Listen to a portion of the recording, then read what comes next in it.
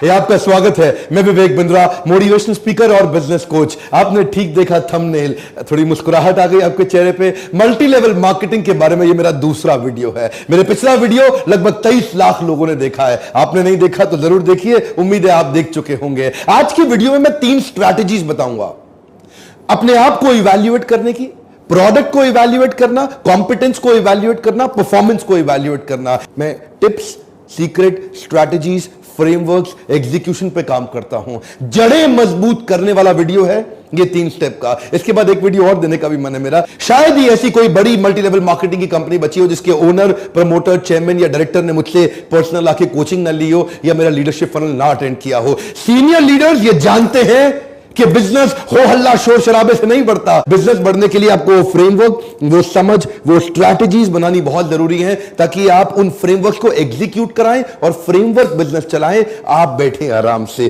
Framework कैसे चलाते हैं ये 3 बातें सुनिएगा ध्यान से, जिसमें मैं आपको स्टेप बाय स्टेप बताना चाहता हूं। पहले लेंगे प्रोडक्ट इवैल्यूएशन। सुनने में थोड़ा सा टेक्निकल लगता है, अंग्रेजी जैसा लगता है, घबराइए मत, सरल भाषा में बताऊंगा। सबसे पहले जिस भी कंपनी में आप काम कर रहे हैं, कहीं नौटंकी कंपनी में तो काम नहीं कर रहे, आजकल आ गई है कहीं पैसा घुमाने वाली मनी रोटेशन, जिसका प्रोडक्ट कोई बेस ही नहीं है, ये भाग जाएंगे। मैं आज इनका नाम नहीं लेना चाहता, नीचे आप कमेंट बॉक्स में समझ जाएंगे मैं किसकी बात कर रहा हूं। ये बहुत नोट छाप रहे हैं आजकल, बहुत कमा रहे हैं, बहुत तेज आगे। मैंने जाना बंद कर दिया इनके यहां। ऐसी कई कंपनी थी जिनके पास मैंने जाना बंद कर दिया। मैं ना उनसे मिलता हूं ना उनका कोई सेमिनार करने जाता हूं। ये बताते हैं हमने सैकड़ों करोड़ रुपए का टर्नओवर कर लिया पिछले कुछ महीनों के अंदर, देखो हम कहां से कहां पहुंच गए, देखो हमने कितने। अरे तुम पैसा घुमा रहे हो, मेरे को मालूम है। प्रोडक्ट जब तक दमदार नहीं है, वो प्रोडक्ट इवैल्यूएशन का पहला स्टेप, अपने प्रोडक्ट की नीड और अर्जेंसी पहचानने की कोशिश करो मार्केट में। जो प्रोडक्ट आप बेच रहे हैं उसकी जरूरत कितनी है। कई बार हम लोग कैसा माल लेके आते हैं, वो लेके आते हैं जिसमें मार्जिन ज्यादा है, वो नहीं लेके आते जिसकी नीड ज्यादा है। जैसे कई एमएलएम कंपनी सॉफ्टवेयर बेचने में लगी है। अरे भाई आप सॉफ्टवेयर बेच रहे हो, उसकी नीड तो है, मानता हूं, लेकिन मार्केट साइज बड़ा छोटा है, जितने लोगों को चाहिए ही नहीं सॉफ्टवेयर। ऐसा तो नहीं कि हर आदमी को देश भर में सॉफ्टवेयर की जरूरत पड़ रही है, हर इंडिविजुअल को तो नहीं चाहिए ना, कुछ कंपनीज को चाहिए सॉफ्टवेयर। तो मार्केट साइज छोटा है उसका। और कुछ बिजनेस ऐसे हैं जिसका मार्केट साइज बड़ा है लेकिन प्रोडक्ट की जरूरत ही नहीं है जी। वो ऐसा प्रोडक्ट ले आए जिसकी जरूरत ही नहीं है। इसका सेकंड पॉइंट समझिए, identify the uniqueness of the envision product. ये बड़ा इंपॉर्टेंट है सेकंड पॉइंट। जो माल आप बेच रहे हैं वो कितना यूनिक है। आप ऐसा तो नहीं कि कुछ वही बेच रहे हो, सारे के सारे बेच रहे हो। आप वही तेल, साबुन, शैंपू बेच रहे हो, सबके सब बेच रहे हैं।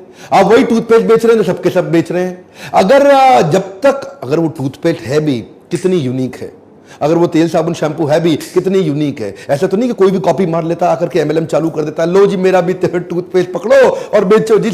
50 रुपए का टूथपेस्ट 500 रुपए में बेचो। अगर आपका प्रोडक्ट यूनिक भी नहीं है और महंगा भी बहुत है, आपको बहुत पुश करना पड़ेगा सेल्स में। इसलिए सबसे पहले प्रोडक्ट इवैल्यूएशन बहुत जरूरी है, क्योंकि अगर प्रोडक्ट ही गलत हो गया, प्रोडक्ट ही ऐसा है जिसका रीपरचेज ही ना आए, तीसरा पॉइंट क्या है, रीपरचेज, उसका रिकरिंग रेवेन्यू ही ना आए, तो फायदा क्या हुआ जी। मान लो जैसे कई सूट लेंथ बेचते हैं, एक कंपनी थी सूट लेंथ बेचा करती थी, सूट लेंथ बेचते बेचते उड़ गई। अब सूट लेंथ आप बेच रहे हो, उसका रिकरिंग रेवेन्यू है ही नहीं। आदमी को हर हफ्ते सूट लेंथ थोड़ी चाहिए। आप कुछ कपड़ा बेच रहे हो, उसका रिकरिंग रेवेन्यू है ही नहीं, वो हर हफ्ते तो चाहिए ही नहीं होगा उसको। आपने मान लो कुछ ऐसी आइटम बेच रहे हो जो बार बार बिकेगी नहीं, तो आपका रीपरचेज किधर से आएगा। रीपरचेज तो बहुत जरूरी है एमएलएम के अंदर। देखो अगर कंपनी और प्रोडक्ट को ठीक इवैल्यूएट नहीं किया तो आपके लिए टाइम कंज्यूमिंग हो जाएगा, अल्टीमेटली आपको बहुत एक्सपेंसिव पड़ेगा, आपको ये नेगेटिव पड़ेगा, डिसरप्टिव पड़ेगा। इसीलिए शुरुआत से ही ठीक कंपनी, ठीक प्रोडक्ट में काम करिए। अच्छे ग्लोबल जायंट्स हमेशा पीएसपी बिल्ड करते हैं, प्रॉब्लम सॉल्विंग प्रोडक्ट, वो प्रोडक्ट जिससे मार्केट की बड़ी बर्निंग प्रॉब्लम सॉल्व हो रही हो। तो जो आप एमएलएम में बेच रहे हो, ऐसा तो नहीं कि जी आप भी वही बेच रहे हो जो सारे बेच रहे हो, कोई बर्निंग प्रॉब्लम आप सॉल्व ही नहीं कर पा रहे। जैसे ही आपके पास बर्निंग प्रॉब्लम सॉल्विंग प्रोडक्ट तैयार हो जाएगा ना, आपको मेहनत कम करनी पड़ेगी, माल अपने आप रीपरचेज में जाएगा। जितने भी ट्रेडिशनल मार्केटिंग के या डिजिटल ब्रांड्स भी हैं, वो सब पीएसपी फॉर्मूला पे काम करते हैं, चाहे वो टेस्ला हो, गूगल हो, एप्पल हो, आईबीएम हो, अलीबाबा, अमेजॉन हो, माइक्रोसॉफ्ट हो, नेटफ्लिक्स हो, स्नैपचैट हो, फेसबुक, व्हाट्सएप या यूट्यूब, ये सब वो ब्रांड है जिनको एडवर्टीजमेंट नहीं करना पड़ता, प्रॉब्लम सॉल्विंग प्रोडक्ट तैयार कर गए। एनीवेज वो ट्रेडिशनल ब्रांड है, आप मल्टी लेवल मार्केटिंग में है। सोचिए कि माल जो प्रोडक्ट आपका है उसको जरूर इवैल्यूएट कर लीजिए। और अगला है कॉम्पिटेंस इवैल्यूएशन। अपना भी तो कॉम्पिटेंस इवैल्यूएशन करना पड़ेगा आपको। चलो आपने कंपनी को तो आकलन कर लिया, अपना आकलन किया आपने कंपनी का इवैल्यूएशन कर लिया, अपना इवैल्यूएशन किया कि आप भी उस एमएलएम कंपनी के लायक हैं भी कि नहीं है। इसमें भी 3 हिस्से हैं, पर्सनल इफेक्टिवनेस, इंटरपर्सनल इफेक्टिवनेस और ऑर्गेनाइजेशनल इफेक्टिवनेस। क्या होती है 3 चीजें ये? पर्सनल इफेक्टिवनेस मतलब आप खुद अंदर से कितने ताकतवर हैं। क्या आप में वो नेगेटिव कस्टमर को सहने की क्षमता है कि नहीं है? आप में वो फेलियर को सहने की क्षमता है कि नहीं है? 100 लोगों से आप मिले, क्या आप में 95 नेगेटिव फेलियर्स को टॉलरेट करने की ताकत है? अगर आप में पर्सनल इफेक्टिवनेस ही नहीं है तो इंटरपर्सनल कहां से आएगी सर? पहले तो पर्सनल होगा फिर तो आएगा ना इंटरपर्सनल। तो अगर आप ही ताकतवर नहीं है तो दूसरों को कहां से ताकत देंगे आप? अगर आपकी जेब में 100 रुपया है, 1000 रुपया दे ही नहीं सकते किसी को। पहली ताकत तो आपके अंदर वो कन्विक्शन, वो एंथुसियाज्म का ट्रांसफर ही सेल्स को बढ़ाता है। जितना आप अपने प्रोडक्ट में उत्साहित है ना, उतना ही उत्साह आप दूसरे वाले को दे सकते हैं। आपका personal effectiveness, that's first. Second है इन्फ्लुएंस करने की कला, सामने वाले को कोच करने की कला, उसको इन्फ्लुएंस करना आता है आपको? क्या आप बड़े से बड़े ऑब्जेक्शंस को हैंडल कर लेते हैं? क्या आप दूसरों को प्रभुभावित कर लेते हैं? ये हो गया इंटरपर्सनल। पहला पर्सनल, दूसरा इंटरपर्सनल, तीसरा ऑर्गेनाइजेशनल। ऑर्गेनाइजेशनल क्या होता है? अपलाइन और डाउनलाइन। इनके साथ आपके कैसे संबंध, क्या आप अपलाइन को कंटिन्यूअसली रिस्पेक्ट कर पा रहे हैं या अपलाइन को अपने कंपटीशन की तरह देख रहे हैं? अगर अपलाइन से संबंध अच्छा नहीं है, आपका गेम तो वैसे भी ओवर हो जाएगा। लंबा वो आदमी टिकता ही नहीं जो अपने सीनियर की रिस्पेक्ट ही ना कर सके। और डाउनलाइन को आप कितना इन्फ्लुएंस कर पा रहे हैं, इसको बोलते हैं ऑर्गेनाइजेशनल। ऊपर नीचे दाएं बाएं, जब पूरी ऑर्गेनाइजेशन को आप रन करने लायक हो जाते हैं, सबसे बड़े डायमंड बनते हैं आप। पावरफुल डायमंड बनने के लिए भगवद गीता में कृष्ण ने भी एक श्लोक बोला है, 3 अध्याय का 21वां श्लोक। अगर आप शक्तिशाली डायमंड बनना चाहते हैं, श्लोक को समझिए। क्या कहते हैं कृष्ण? यद यदाचरति श्रेष्ठ तत्तदेव तरो जना स यत् प्रमाणम कुरुते लोकस्तदनुवर्तते। ध्यान दीजिए, कम ऑन। यद यद तत् तद, यद यद जैसा जैसा, तद तद वैसा वैसा, जैसा जैसा लीडर करेगा वैसा वैसा तो डाउनलाइन भी करेगा, पर जैसा जैसा अपलाइन कहेगा वैसा वैसा डाउनलाइन नहीं करेगा। लीडरशिप सफल तभी होती है जब आप करके दिखा पाते हैं। पहले आचार फिर प्रचार। जैसा जैसा लीडर करेगा, डाउनलाइन अपने आप करेगा, पर अगर लीडर खाली कहेगा, डाउनलाइन कुछ नहीं करेगा। So what is needed is आपका, अब पहले हमने क्या किया? प्रोडक्ट का इवैल्यूएशन। अब आप क्या कर रहे हैं? अपनी कॉम्पिटेंस का इवैल्यूएशन। सफल होना चाहते हैं तो कंपनी भी अच्छी होनी चाहिए और आप में भी वो दम होना चाहिए। इसमें 4 प्रकार के लोग हैं। मैंने पिछले भी वीडियो में आपको बताया था कि लीडरशिप फनल में हम आपको कॉम्पिटेंस एनालिसिस करते हैं। बहुत से एमएलएम के लोग हर बैच में लीडरशिप फनल में आते ही हैं। आप एक्शन मैन है, आप प्रोसेस मैन है, आप पीपल मैन है, कि आप आइडिया मैन है। एक्शन मैन एकदम एक्शन में लग जाता है, ये लोग एमएलएम में सफल हो जाते हैं। उसकी स्पीड तेज है, उसका एग्जीक्यूशन डिसीजन अभी की अभी राइट नाउ करके दिखाएंगे, जान लगा दूंगा, एड़ी चोटी का जोड़ लगा दूंगा, ये एक्शन मैन है। प्रोसेस मैन क्या है? नहीं नहीं नहीं, स्टेप बाय स्टेप चलेंगे। पहले डेटा दिखाओ, पहले मुझे थोड़ा पीछे के टेस्टिमोनियल्स दिखाओ, मेरे को रेफरेंस चाहिए, मेरे को डिटेल चाहिए, मेरे को पूरे स्टेप्स चाहिए, पहले एनालिसिस करूंगा। प्रोसेस मैन धीरे धीरे चलता है। पीपल मैन रिश्ते बनाता है, लोगों के साथ जुड़ के चलता है।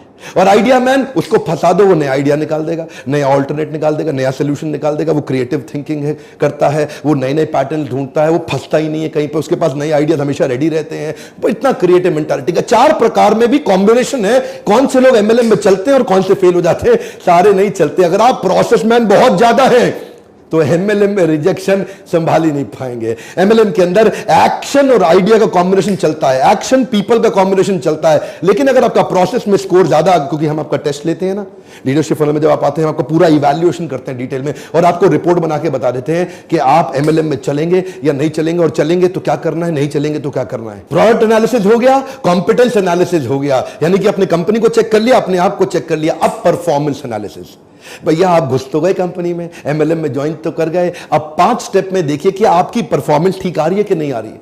क्या आपके स्कोर बोर्ड बना पा रहे हैं आप? क्या आप अपने एफर्ट स्कोर और अपने रिजल्ट स्कोर, ध्यान दीजिएगा, मैं इसको बोल रहा हूं, ऐसा ऐसा हाथ कर रहा हूं, ये एफर्ट स्कोर, मेहनत का स्कोर, और ऐसा ऐसा कर रहा हूं मतलब नोट कितना आ रहा है आपका, महीने का इनकम कितना आ रहा है, रिजल्ट स्कोर। ये वाला स्कोर अलग है, ये वाला स्कोर अलग है। जब ये वाला स्कोर एफर्ट वाला कंट्रोल में आएगा तभी ये वाला जो मंथली चेक आता है, आपको वीकली पे आउट मिलता है, वो कंट्रोल में आएगा। तो एफर्ट स्कोर को कंट्रोल में करने के लिए पहले आपको 5 स्ट्रैटेजी की वर्कशीट बनानी होगी। बड़ी सिंपल है, मेरी ये मत समझिए कुछ स्ट्रैटेजी वर्कशीट, अरे पता नहीं क्या होता है। अरे मेरा काम ही है कि मैं साधारण भाषा में आपको एम्पावर कर दूं।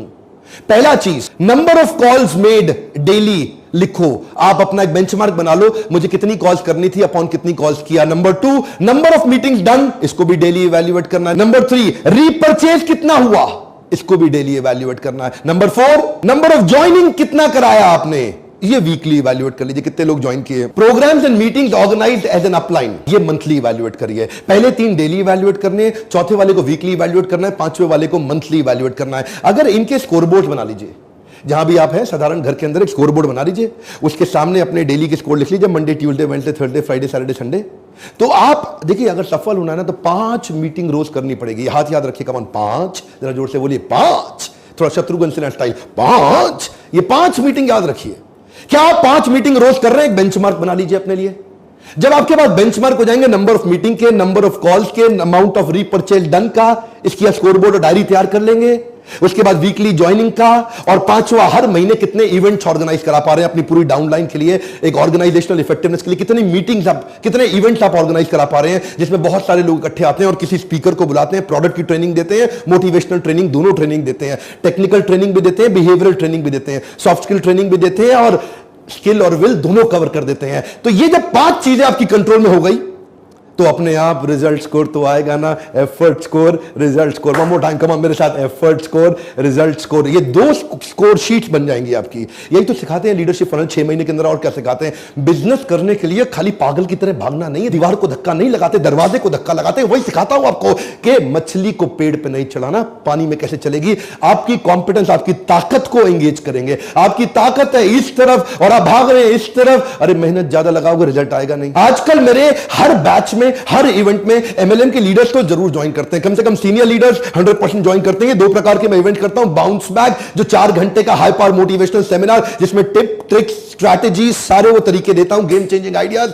जिससे आप बिजनेस को बड़ा करते हैं। ये अलग अलग शहरों में करने आता हूं 4 घंटे के लिए, वो अलग बोर्ड लाइन नंबर है, वो लीडरशिप फनल का है। वो 6 महीने का एक हैंड होल्डिंग का प्रोसेस है, जहां 25 फ्रेमवर्क, 25 असाइनमेंट, 6 महीने तक आपको, 25 हफ्तों तक हम देते रहते हैं। 3 दिन आप पहले मुझसे आके मिलते हैं, 6 महीने के बाद 2 दिन आपके आके फिर से मिलते हैं। दोनों बोर्ड लाइन नंबर पर फोन करिए, देखिए कौन सा प्रोग्राम आपको सूट करता है, किसमें आप पहले आ सकते हैं। ये थी पावरफुल 3 एमएलएम के अंदर सबसे बड़ा डायमंड बनने की फाउंडेशनल स्ट्रैटेजीज। अगर आप आगे चाहते हैं कि 3 और सक्सेस स्ट्रैटेजीज दूं, जो कि मेरा मन था एक वीडियो बनाने के लिए, तो नीचे कमेंट बॉक्स में लिखिएगा। अगर आप चाहेंगे मैं एमएलएम पे एक वीडियो और दूंगा। हां, कंपनी कौन सी बढ़िया है, कौन सी बढ़िया नहीं है, ये मैं नहीं बताऊंगा, ये मैं चाहता हूं आप खुद ही बताइए ना नीचे।